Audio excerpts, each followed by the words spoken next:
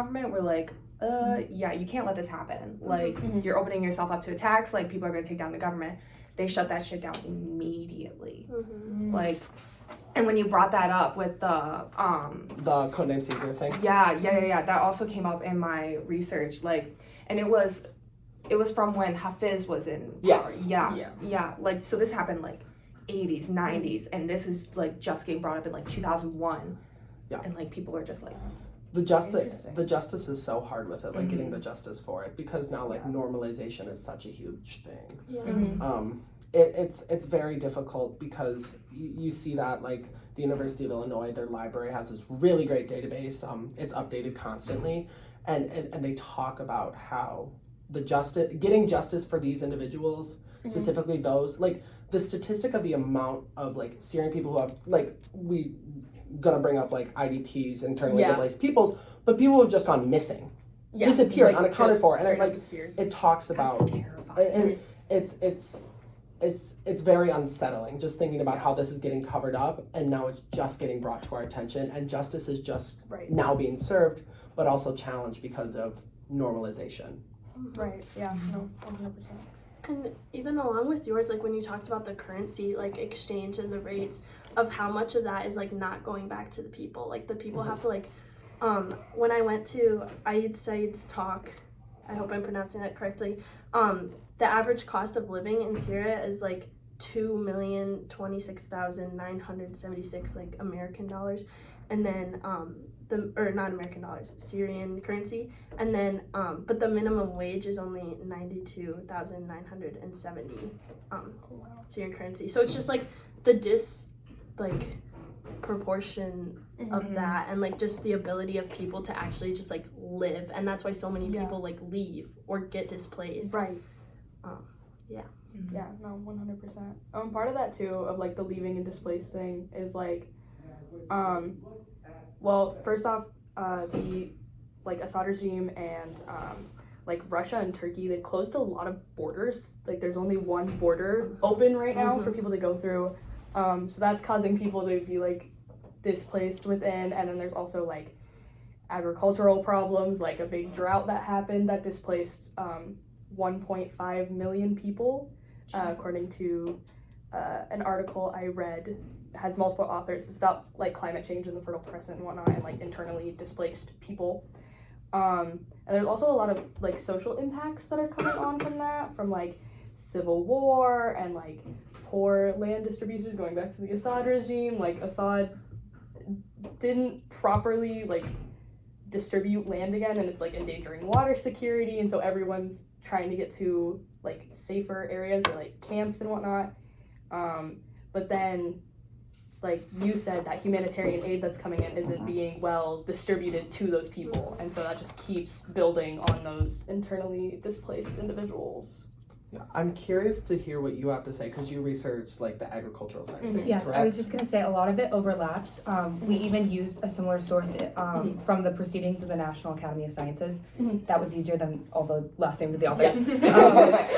So there's a lot that's happening currently with the like agricultural crisis in Syria, and it's causing specifically people that are in like rural areas that are on like the outer regions of Syria. Are beginning to flee into urban centers, which is causing even more resource crises when it comes to like food, just like not having it available. And then with the droughts that have recently occurred due to a multitude of things, climate change, disagreements between countries. There's a lot of rivers surrounding Syria that they like share borders with of like other countries around them. So like they don't have access to that same water flow when they're in disagreement with other countries. I believe Turkey and Syria are currently working now to open up the Euphrates River, but there's still more to come with that. And along with that, you mentioned the water pollution. I have a statistic in here about not only the water pollution and how that's been impacting others, but also the fact that there's an increase in nutrition-related diseases in children, and like a lot of kids aren't enrolling in schools because they can't physically do it. Inefficient irrigation systems that should have been better managed in years past have hence remained in place and have continued to squander Syria's dwindling water resources. That comes from Suzanne, Salibi, I think is how you pronounce that name. And she's talking about how this lack of access to the rivers and water flow, and there's been a lot of miscommunication with the irrigation systems as well. Hafez like tried to start like agricultural privatization endeavors, and then Bashar like basically continued to go along with those. So this crisis has also like almost made them wealthier because they've been able to subsidize like food and like access to basic human rights, and they're able to profit off of that and their people suffering. Yeah, I have a source like from Yakubian at the United States Institute of Peace. It kind of ties all of that together. They talk about how 90% of the Syrian people are living in poverty. That relates to like housing, food. And you talked about those diseases that are being spread. In fact, they are so susceptible to cholera outbreaks. So that is running rampant because of those water irrigation systems and stuff like that. I also read another statistic. It was in that Hall, Shar, and Othman Aga article. It talked about how 1 in 5 like of Syrian children are like what's the word? I'm looking for the technical. Malnourished. And then with that diversion of the aid, they send food over, but there's 1 in 5 children that are malnourished, needing food. Yeah. But it gets sent to the soldiers because basically the regime has the control to basically be like, we're going to send it to our allies. Right. We're going to send it to those who are helping us. They get that final say.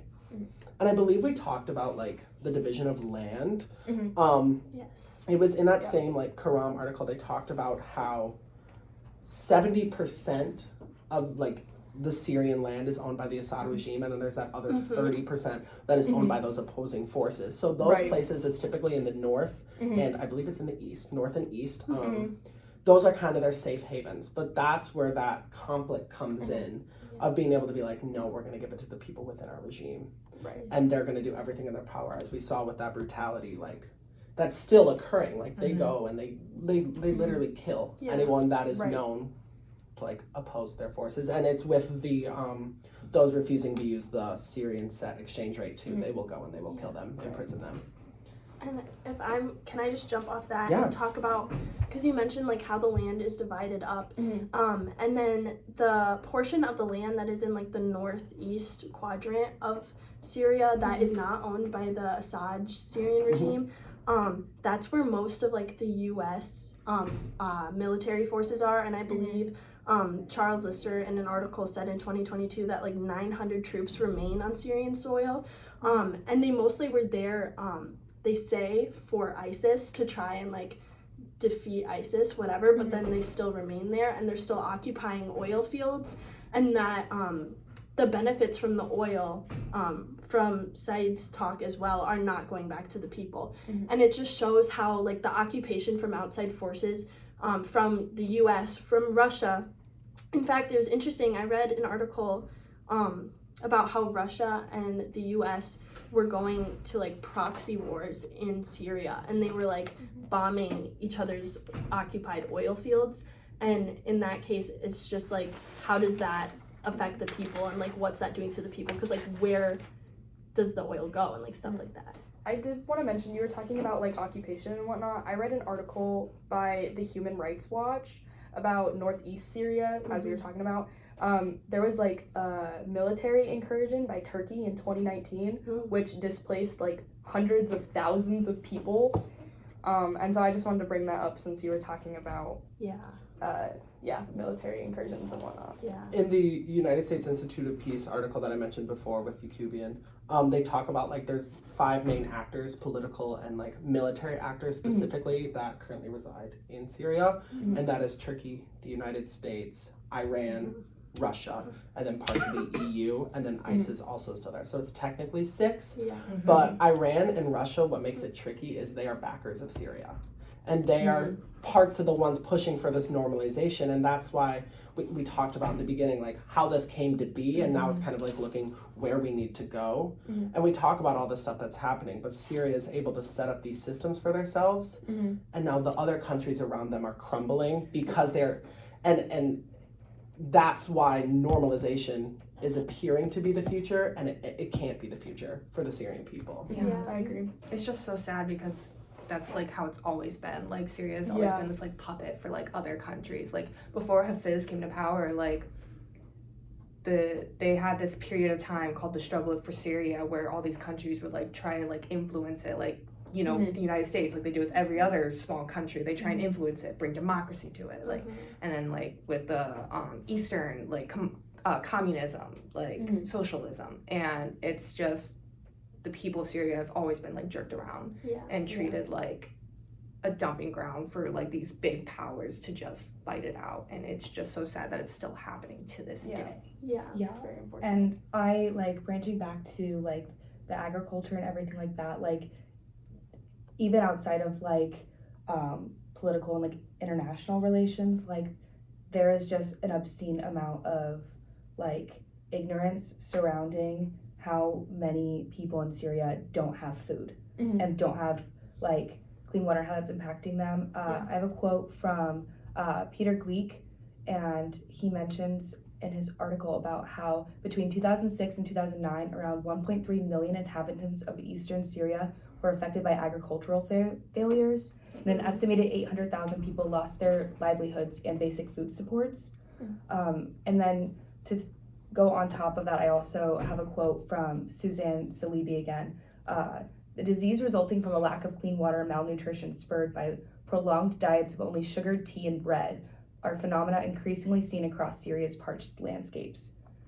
Like Syria is at a point where they don't even have like land to like create food product for their citizens. They are unable to sustain like life.